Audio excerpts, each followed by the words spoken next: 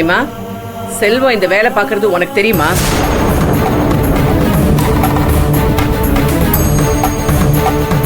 உனக்கு தெரிஞ்சோ அவன் இந்த வேலைக்கு போறதுக்கு நீ சம்மதிச்சிருக்க. எங்க கிட்டயே சொல்லாம மறைச்சிருக்க. நீதான் பொய்யே சொல்ல மாட்டியே. இவங்கிட்ட இருந்து அதை நீ கத்துக்கிட்டியா?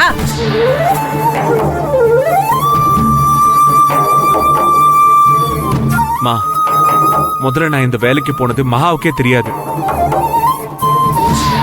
அவளுக்கு தெரிஞ்சப்போ இந்த வேலைக்கு போக வேண்டாம், அத்தைக்கு தெரிஞ்சா அவங்களால தாங்கிக்க முடியாதுன்னு அவ சொன்னா. வேற வேலை கிடைக்கிற வரைக்கும் இந்த வேலையை பார்த்துதான் ஆகணும்னு நான் தான் அவளை சமாதானப்படுத்தினேன். இவளுக்கும் வேலை போயிடுச்சு, நீ இந்த வேலை பாக்குற. எனக்கு எங்க போய் முட்டிக்கிறதுனே தெரியல. வேலை பாக்குற இடத்துல பிரச்சனை வந்தா நாம தான் சமாளிச்சு அந்த வேலையை காப்பாத்திக்கணும்னு உன் பொண்டாட்டிக்கிட்ட சொன்னேன். அதை இவ ஏத்துக்க மாட்டேன்னு சொல்லிட்டா. ஆனா இப்போ புருஷன் எந்த வேலைக்கு போனாலும் பரவாயில்லன்னு வேடிக்கை பாத்துக்கிட்டு இருக்கா. மா, தயவு செஞ்சு மகாவை குத்தம் சொல்லாதீங்க. வேலைக்கு சேர்ந்த ஒரு மாசத்துல யாருக்கு மேனேஜர் பதவி கிடைக்கும்? அந்த வேலையை வேண்டான்னு தூக்கி போட்டு வந்திருக்கானா? நீங்க தான் அவளோட நிலைமையை புரிஞ்சுக்கணும். எப்படியாவது இன்னொரு வேலைக்கு சேர்ந்துடணும்னு ராத்திரி பகல்னு அதே நினைப்புல தாமா இருக்கா. ஆனா என்ன பண்றது, வேலை கிடைக்கல. அதனால இன்னொருத்தர்கிட்ட வேலை கேட்டு போறதுல அர்த்தம் இல்லைன்னு தோணுதுமா. இதோ வேலை இல்லாத கஷ்டத்துல மகா கூட வேலை பார்த்த பொண்ணு தூக்குல தொங்கிட்டா. என்ன சொன்ன? வேலை கேட்டு போறதுல அர்த்தம் இல்லையா? அப்படின்னா நீ என்ன சொல்ல வர?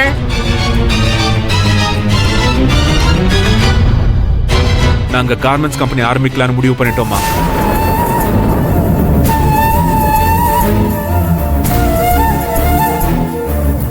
என்னடா சொல்ற? ஆமாமா, மத்தவங்க கிட்ட வேலைக்கு போனா குடும்பம் நடத்தலாம். என்னைக்கும் நம்மளோட வாழ்க்கையோட தரம் உயராது. காலத்துக்கும் அடுத்தவங்களுக்கு உழைச்சு கொடுத்துக்கிட்டே இருக்கணும். மகா கிட்ட கம்பெனியை நடத்துற திறமை இருக்கு.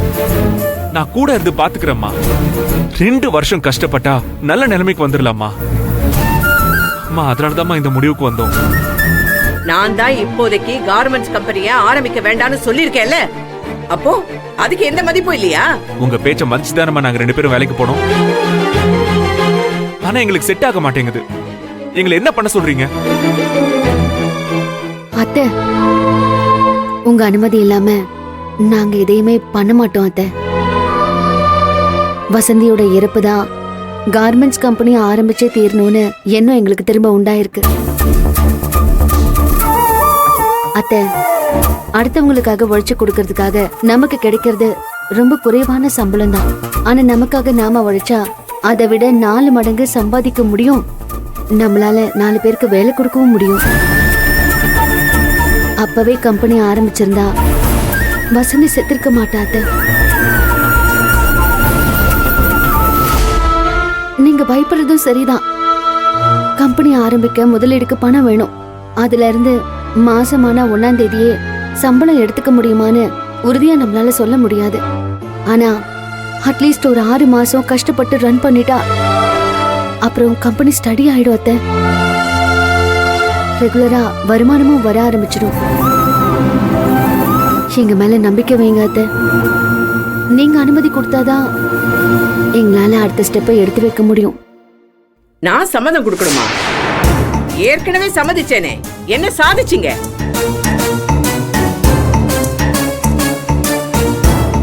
உன்னை நம்பி கம்பெனி ஆரம்பிக்கிறேன்னு இவன் வேலையை விட்டான். அதுல வந்து 50 லட்சத்தையும் தொலைச்சிட்டு வந்து நிக்கிறீங்க. அதனால என் புள்ள ஜெயிலுக்கு போயிருக்கான். அதையே காரணமா வச்சு இப்ப எவனும் இவனுக்கு வேலை கொடுக்க மாட்டேங்கிறான். பட்ட அசிங்கம் எல்லாம் பத்தாதா? மறுபடியும் உன்னை நம்பினா இந்த குடும்பத்தை மொத்தமா தெருவில் கொண்டு போய் நிறுத்திடுவேன். போதும், நீ கார்மெண்ட்ஸ் ஆரம்பிச்ச லட்சணம். அந்த 50 லட்சம் தொலைஞ்சதுல மகாவோட தப்பு என்னமா இருக்கு? ஒரு தோல்வி வந்துச்சுங்கிறதுக்காக அப்படியே முடங்கி போயிடுமா? மறுபடியும் முயற்சி பண்ணக்கூடாதா? டேய் செல்வம், ஒரு கம்பெனி ஆரம்பிச்சு நடத்தணும்னா அதுக்கு நிறைய பணம் வேணும்டா. அம்மா சம்மதிக்கிறாங்க இல்ல. அவ்வளவு பணத்துக்கு நீங்க எங்க போவீங்க? இப்ப சின்னதா ஒரு கம்பெனி ஆரம்பிக்க போறோம். அதுக்கு நிறைய பணம் தேவையில்லை. எங்களுக்கு வேண்டியதெல்லாம் அம்மாவோட சம்மதம் மட்டும்தான். நான் இதுக்கு சம்மதிக்க மாட்டேன். பட்ட கஷ்டம் எல்லாம் போதும்டா. ஒழுங்கு மரியாதையா 2 பேரும் வேலைக்கு போற வழியை பாருங்க. இல்லம்மா,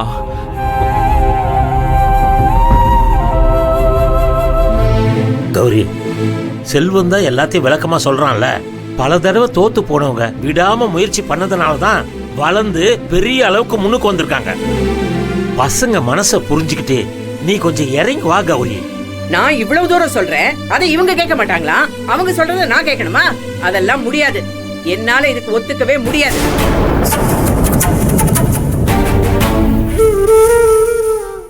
இதான் உங்க முடிவாமா? ஆமாண்டா, பெருசா ஆசைப்பட்டு உள்ளதை இழக்கிறதுக்கு என்னால முடியாது. என் முடிவுல எந்த மாற்றமும் கிடையாது. சொன்னா சொன்னதுதான். அம்மா, எங்க முடிவு என்னன்றதையும் சொல்லிடுறேம்மா. கார்மெண்ட்ஸ் கம்பெனி ஆரம்பிக்கிறதா முடிவு பண்ணிட்டோம். இதுக்காக இடம் பார்த்து 2 லட்சம் ரூபாய் அட்வான்ஸ், 20,000 ரூபாய் வாடகை கூட பேசிட்டு வந்துட்டோம். நீங்க சம்மதம் சொல்லலைன்னாலும் எங்களுக்கு வேற வழி தெரியலம்மா. நாங்க இந்த முடிவுல உறுதியா இருக்கோம். கம்பெனி ஆரம்பிக்கிறது தான். ஆரம்பிக்க போறேன்னு சொல்ற. ஆனா மகா ஒரு வார்த்தை கூட பேசாம இருக்காளே. அவளுக்கு தான் மாமியார் அனுமதி கொடுக்கணும். அது வரைக்கும் அவ அசைஞ்சு கொடுக்க மாட்டா. அம்மா எனக்கு அனுமதி கொடுக்கறது, நாம எனக்கு வாழ்க்கையில முன்னுக்கு வர்றது. மா, இதான் எங்க முடிவு. நீங்க ஏத்துக்கிட்டு தான் ஆகணும். இடமே பார்த்துட்டு பேசிட்டதுக்கு பின்னாடி எதுக்காக ஏன் அனுமதியை கேட்கணும்? என்ன அசிங்கப்படுத்துறதுக்காகவா? தன்னோட குஞ்சுங்களை பருந்து கொத்தி தூக்கிட்டு போனா தாய் கோழி வெறி கொண்டு அடிச்சு விரட்டுமா? அந்த கோழி மாதிரி தாண்டா எந்த ஒரு ஆபத்தும் வராம ஒரு அம்மாவா இந்த வீட்டை, இந்த குடும்பத்தை நான் கட்டி காப்பாத்திக்கிட்டு இருக்கேன். என் பேச்சுக்கு மதிப்பு இல்லைன்னா அப்புறம் எதுக்காக நான் இந்த வீட்டுல இருக்கணும்? சொல்லு, எதுக்காக இருக்கணும்? மா, நாங்க ஒண்ணும் குழந்தைங்க கிடையாது. இந்த வீட்டை ஒரு தூணா தாங்குற அளவுக்கு நாங்களும் வளர்ந்துட்டோம். உங்க பயத்தை எங்க மேல திணிச்சு எங்களை கட்டுப்படுத்தணும்னு நினைச்சுக்கிட்டே இருக்காதீங்க. நாங்க முன்னுக்கு வரணும்னு நினைக்கிறது நம்ம குடும்பம் நல்லா இருக்கணும் தான். அதனால கம்பெனி ஆரம்பிக்கிறதாமா. நாங்க எங்க முடிவை மாத்திக்க போறது இல்ல.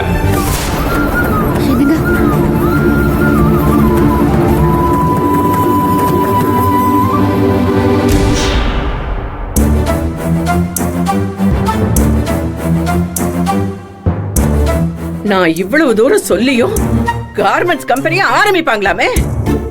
முடிவே பண்ணிட்டோன்னு வேற சொல்லிட்டு போறா. அப்போ இந்த வீட்டுல ஏன் பேச்சுக்கு மதிப்பு இல்லைன்னு ஆயிடுச்சு, அதானே?